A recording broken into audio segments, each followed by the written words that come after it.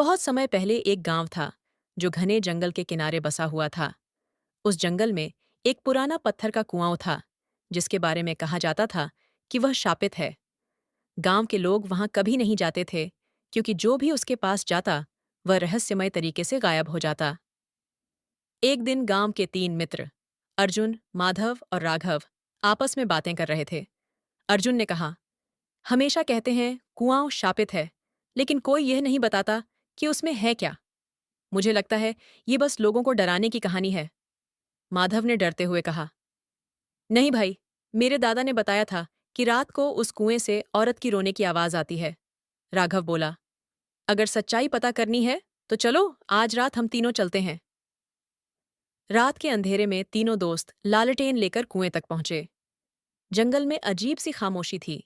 अचानक कुएं से कराहने की आवाज आई। अर्जुन ने हिम्मत दिखाते हुए झांका। तभी कुएं के पानी में एक चमकती परछाई दिखाई दी। वह एक औरत की आत्मा थी जिसने दुखी होकर कहा, मैं इस कुएं में कैद हूं। सदियों पहले इस गांव के लालची जमींदार ने मुझे मारकर यहां फेंक दिया था। जब तक कोई मेरी सच्चाई उजागर नहीं करेगा, मैं मुक्त नहीं हो पाऊंगी। तीनों दोस्तों ने मिलकर गांव वालों को सब बताया।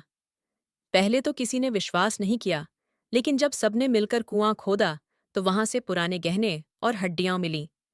जमींदार की करतूत उजागर हो गई। आत्मा मुक्त हुई और कुएं से एक चमकदार रोशनी निकलकर आकाश में विलीन हो गई। उस दिन के बाद वह कुआं गांव वालों के लिए पवित्र स्थल बन गया।